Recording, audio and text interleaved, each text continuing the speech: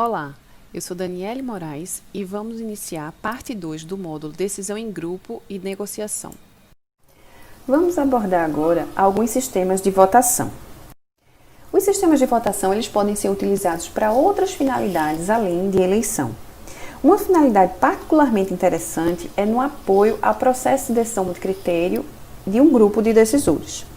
Então, considerem uma situação onde vários decisores devem escolher uma entre várias alternativas ou efetuar uma ordenação dessas alternativas. Então, esses decisores têm vários objetivos, multicritério, que podem ser comuns ou não. Então, cada decisor ele pode considerar diferentes critérios, KI, para avaliar as alternativas. Então, a informação fornecida por cada decisor é uma ordenação das alternativas. Então, não importa que critério cada decisor ele venha considerar. Esses sistemas de votação eles estão associados ao procedimento de agregação de decisão em grupo baseado na agregação a partir dos resultados finais dos decisores. Então, o estudo dos sistemas de votação está relacionado à teoria da escolha social. É importante destacar o papel da teoria da escolha social nos sistemas de votação, quando se deseja deixar claro que o propósito desses sistemas está relacionado ao apoio à decisão em grupo de pessoas que pretendem ter suas preferências consideradas no processo de decisão. Esses sistemas eles não tratam simplesmente da análise de dados sobre as preferências dos decisores. Eles incorporam também aspectos de natureza preferencial e de comportamento social.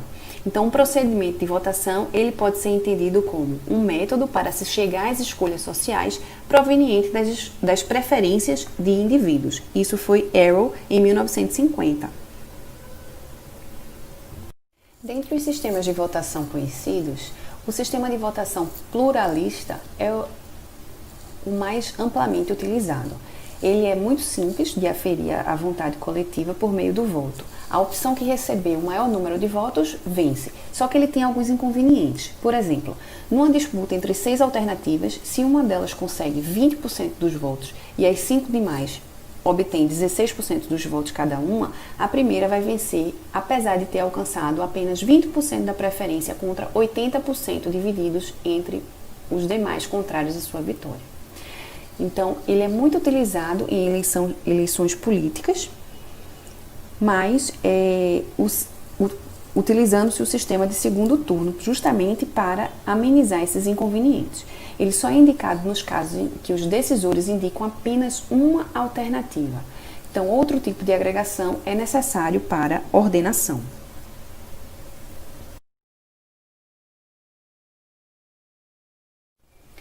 Então, a teoria da escolha social é a base para os procedimentos de votação. Então, sobre certas hipóteses comportamentais, o perfil de preferências, junto com o procedimento de votação, determina a seleção das alternativas. Uma das hipóteses comportamentais mais consideradas é que os decisores estabelecem o perfil de preferências P de acordo com seus próprios desejos ou preferências. Vamos entender agora sobre o paradoxo da votação. Suponha que eu tenha 3 decisores que devam ordenar 3 alternativas, A, B e C, e P seja a relação de preferência. As escolhas individuais acontecem dessa forma, né? O decisor 1 prefere A, B, C, o decisor 2, B, C, A e o decisor 3, C, A, B. Então, percebemos que A é preferível a B para a maioria. A é preferível a B para o decisor 1 e A é preferível a B para o decisor 3. Já no caso de B é preferível a C, nós temos também que é a maioria. B é preferível a C para o decisor 1 e B é preferível a C para o decisor 2. Avaliando que existe racionalidade da comunidade, ou seja, transitividade, se A é preferível a B e B é preferível a C, então A deveria ser preferível a C. Só que não é isso que a gente consegue perceber aqui. Veja que o que temos aqui é que... Então, o teorema de Arrow traz a seguinte pergunta.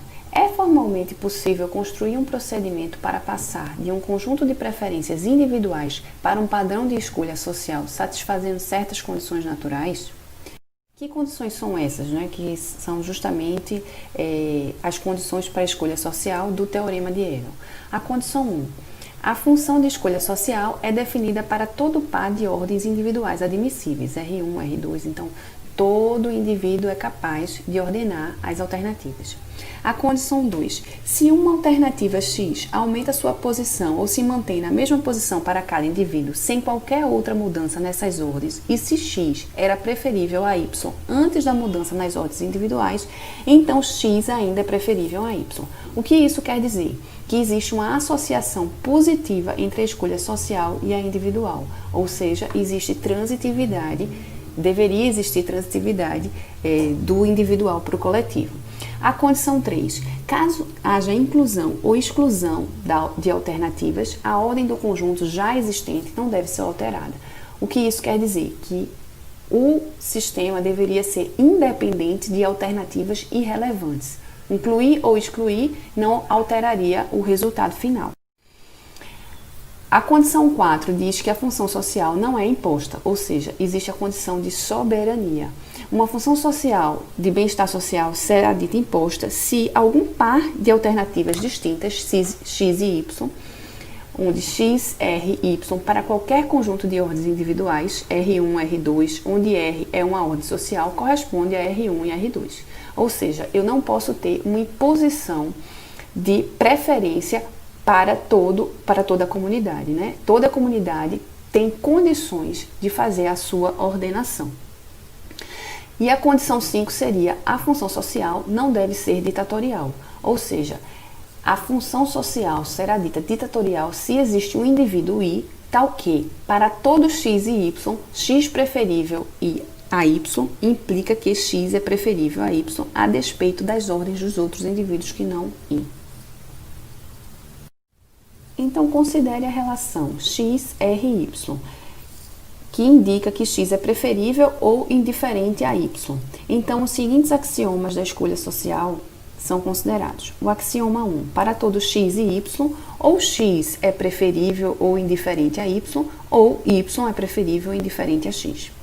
O axioma 2, para todo x, y e z, se x é preferível ou indiferente a y, e se y é preferível ou indiferente a z, então x é preferível ou indiferente a z, ou seja, a propriedade da transitividade. Então, o que Arrow colocou em 1950 sobre a teoria da possibilidade? Considerando esses dois axiomas que foram colocados anteriormente e as 5 condições, se existe pelo menos 3 alternativas, os quais os membros da sociedade são livres para ordenar de qualquer modo, então toda função social que satisfaça as condições 2, que é a associação positiva entre a escolha social e a individual, e a condição 3, que é a independência das alternativas irrelevantes, e que forneça uma ordem social que satisfaça os axiomas 1 e 2, ela deve ser imposta, ou seja, não atende à condição 4, ou ditatorial, então não atende à condição 5. Então, o que Arrow quis dizer aqui é que não existe nenhum procedimento de votação que atenda aquelas 5 condições. A única possibilidade que ele tem para atender é se o sistema ele for com uma preferência imposta ou ditatorial. Existem vários procedimentos de votação. Vamos abordar aqui os mais utilizados, que são o procedimento de borda, Condorcet, votação com agenda, approve and vote, Copeland e votação ponderado por quartil. O procedimento de borda foi proposto por Jean Charles de Borda em 1781, como um procedimento para agregar o julgamento de vários membros de um júri. O procedimento consiste em ordenar todas as alternativas, atribuindo K1 pontos para a primeira, K2 pontos para a segunda e assim por diante. Considerando M alternativas no conjunto A, tem-se que KJ é denominado o coeficiente de borda de forma que K1 maior que K2, maior que K3, maior que KJ, maior ou igual a zero. Então, a agregação consiste na soma de pontos que cada alternativa obtém para cada decisor. A primeira alternativa do ranking é chamada vencedor de borda, é aquela com maior número de pontos e assim por diante, até a última alternativa com menor número de pontos.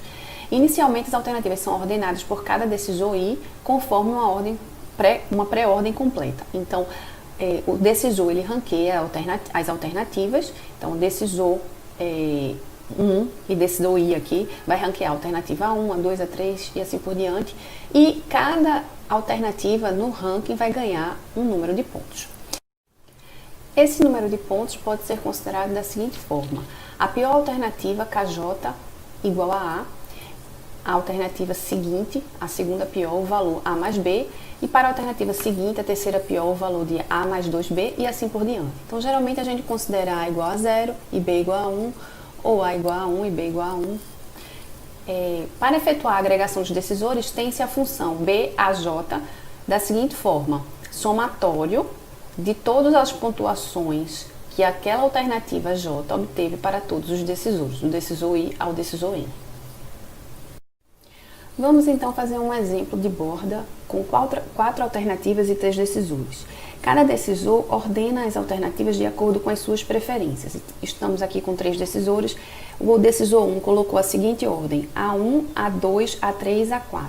Então, na pontuação de borda, ficaria para a última colocada 1 ponto, depois a seguinte 2 pontos, 3 pontos e 4 pontos para a primeira colocada. O decisor 2 considerou A1 como a melhor colocada, 4 pontos, A2 como a segunda melhor colocada, então 3 pontos, A4 como a terceira melhor colocada, 2 pontos, e A3 como a quarta melhor colocada, então 1 ponto. Já o decisor 3, ele considerou a A2 como a melhor opção, então 4 pontos, A3 como a segunda melhor, 3 pontos, A4 como a terceira melhor, 2 pontos, e a última alternativa A1 como a última colocada ganha 1 ponto. Então, para saber a pontuação de borda, nós fazemos o somatório da pontuação que cada decisor deu para cada alternativa. Então, para a alternativa 1, nós temos 9 pontos, para a alternativa 2, 10 pontos, para a alternativa 3, 6 pontos e para a alternativa 4, 5 pontos. Então, a vencedora seria a alternativa 2. E poderemos também colocar em ordem, na seguinte ordem: A2, A1, A3 e A4. Um problema desse tipo de procedimento é a dependência das alternativas irrelevantes, questão que foi levantada por Eero. Então, com a inclusão ou a exclusão de alguma alternativa, pode surgir um problema de reversão de ordem entre as alternativas. Falando agora sobre o procedimento de votação de Condorcet. Então, esse método ele foi proposto pelo Marquês de Condorcet em 1785, que foi contemporâneo de Borda e teve também sua motivação no contexto de agregação de votos em júri. O procedimento ele consiste numa avaliação baseada na comparação pá a pá das alternativas. Então, nessa comparação, a alternativa AI e a J, uma alternativa é considerada vencedora, a que obtiver a vantagem sobre a outra para o maior número de decisores. Caso duas alternativas tenham o mesmo número de critérios lhe favorecendo, então ter-se uma indiferença I. A alternativa que tiver o melhor desempenho entre todas é chamada de vencedora de Condorcet. É importante destacar que esse método tem um paradoxo chamado paradoxo de Condorcet, que é justamente o não atendimento à propriedade de transitividade. Esse paradoxo ele pode ocorrer numa comparação entre 3 alternativas, A, B, C, ocasionando um circuito, da forma que acontece aqui no grafo abaixo. A é preferível a B, B é preferível a C e C é preferível a A. Então, se existisse a propriedade de transitividade, se A é preferível a B e B é preferível a C, significa que A é preferível a C, e não o contrário. Por outro lado, o método de Condorcet ele satisfaz o axioma da independência das alternativas irrelevantes de Eero, justamente o axioma que o de Borda não satisfaz. Então, uma característica do método de Condorcet é que trata de um procedimento não compensatório. Observa-se facilmente que a posição final das alternativas não considera para cada decisor a posição ou valor, mesmo que numa escala ordinal. Então, a única informação considerada é qual alternativa tem o melhor desempenho para cada decisor, sem levar em conta o quanto. Exemplificando Condorcet para 3 alternativas e 5 decisores. Então, percebemos que a comparação pá a pá indica a quantidade de decisores que preferem uma alternativa em linha em relação a uma coluna. Comparando-se C com B, percebemos que 3 decisores preferem C em relação a B, dentre os 5 que estão sendo avaliados. Tá? Então, pela maioria dos decisores, nós temos que C é preferível a A, por 3 decisores, contra 2. B é preferível a A, 4 decisores contra 1. E C é preferível a B, 3 decisores contra 2. Então, a ordenação da comparação pá a pá seria C, B, A. C é a vencedora de Condorcet, pois vence todas as duas alternativas, A e B.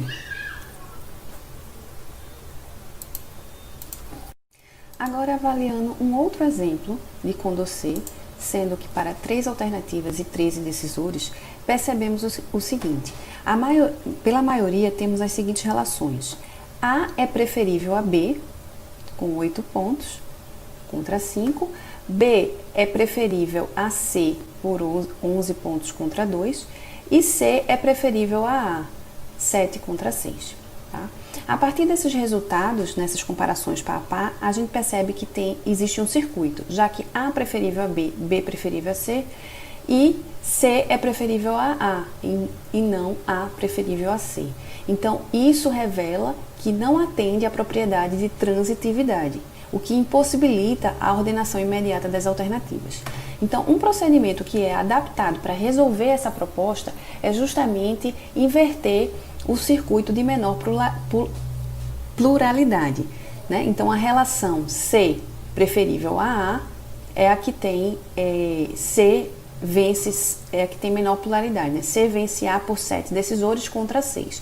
Então, se essa opção aqui for revertida, nós agora podemos ter uma nova preferência, né? A preferível a C. Então, dessa forma, a gente obtém a seguinte ordem. Um outro procedimento de votação que existe é a votação com agenda. Quando há várias alternativas e se pretende votar essas alternativas em um colegiado, a agenda é uma influência decisiva no resultado.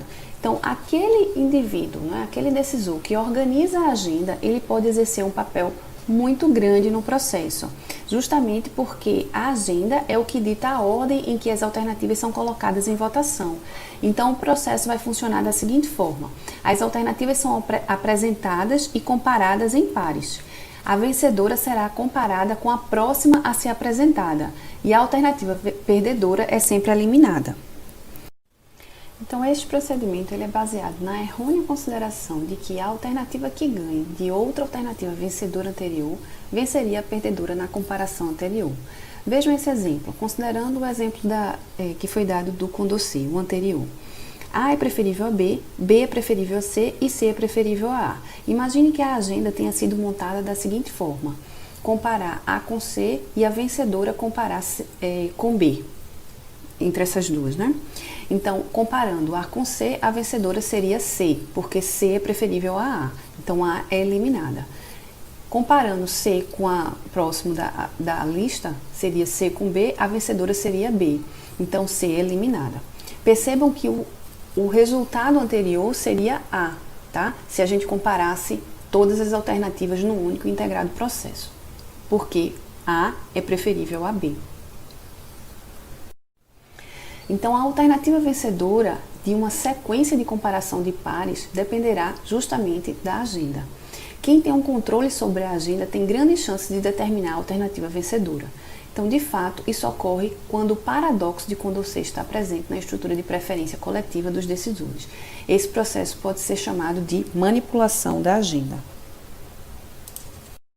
Outro método de votação bastante conhecido também é o approval voting, também conhecido como votação de aprovados. Esse método ele foi introduzido na área de ciência política por Bruns e Fishburne em 1978. É um procedimento no qual cada decisor pode indicar tantas alternativas quanto queira, que sejam consideradas para ganhar na primeira posição, ou seja, as alternativas que sejam atrativas para suas preferências, ignorando aquelas alternativas menos interessantes. Então, para cada conjunto de N alternativas, cada decisor pode aprovar até N-1 alternativas. Então, cada decisor atribui o valor 1 ou 0 para cada alternativa.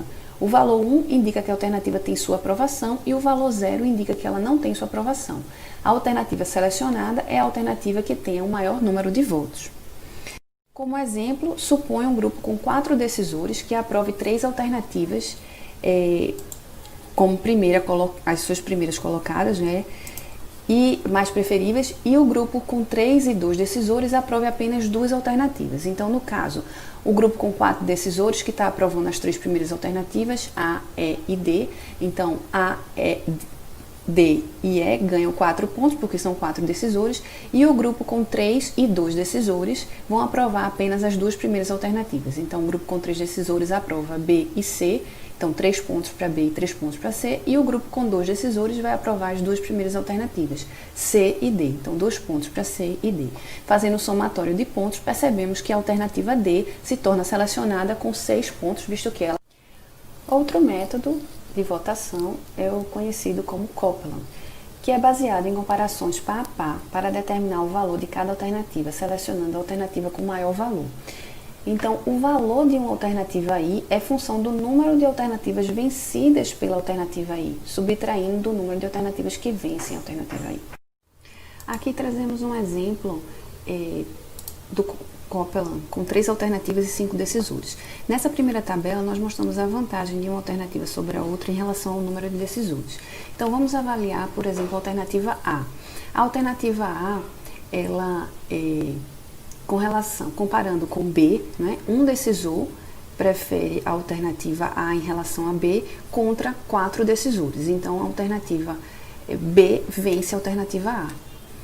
Com relação à alternativa C, nós temos que 2 decisores preferem A a C contra 3 decisores que preferem C a A. Então, a alternativa C vence a alternativa A.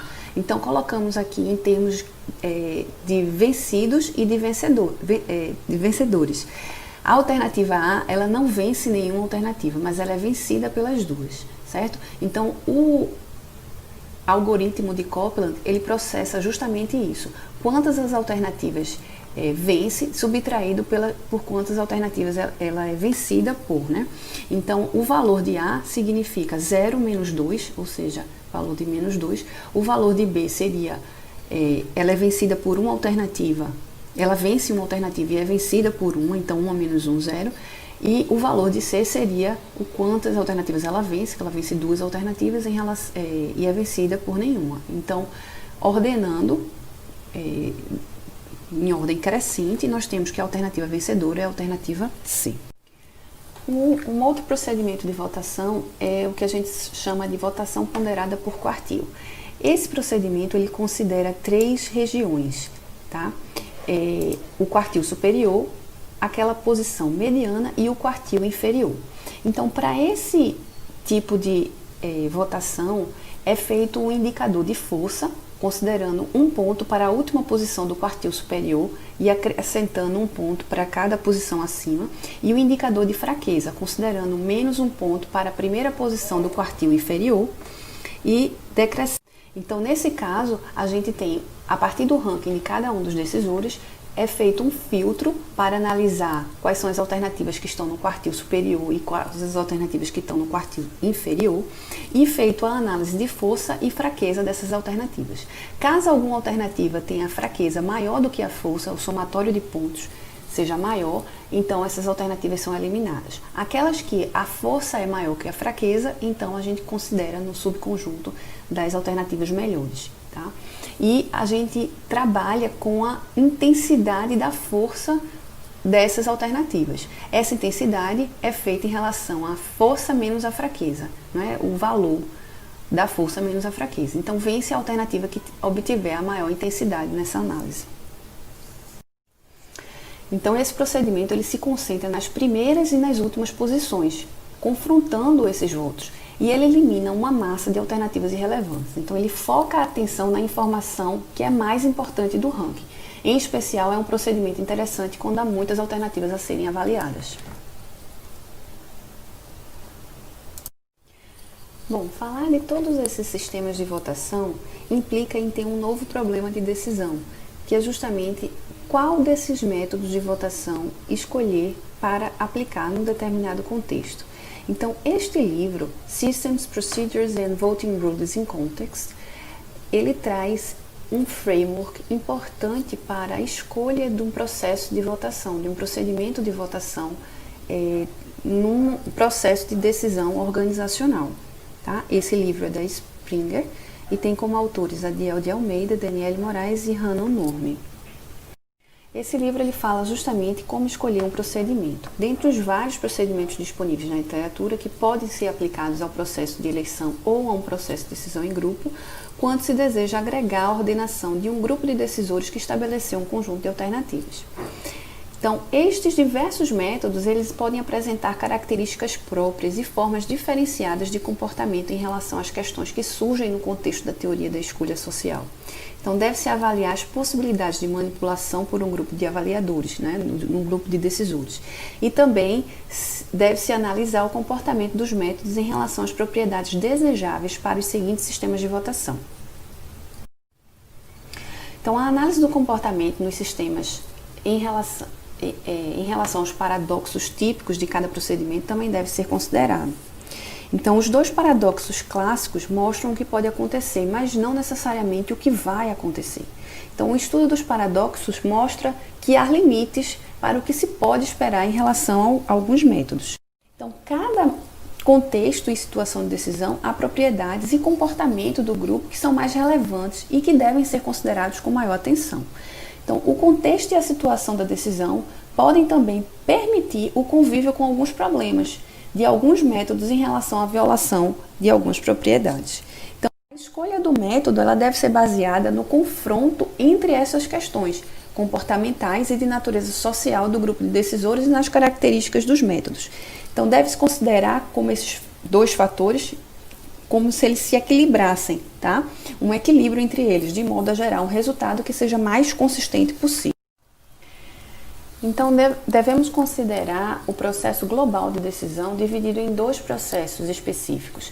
Primeiro, o PD-PV, que é o processo decisório para a escolha de procedimento de votação, PV, por meio de um modelo de multicritério, e o PD-GO, que é o processo decisório em grupo enfrentado na organização, que é analisado por meio do procedimento de votação que foi escolhido anteriormente. E ele vai ser utilizado para o direcionamento do problema decisório específico. Então, nesse caso aqui, nós temos esse framework que apoia o analista na escolha do procedimento de votação, né? Esse quadro tracejado aqui mostra para cada etapa quem toma a decisão, se é o analista ou o decisor, e quais são os passos do framework para achar o processo decisório para o procedimento de votação.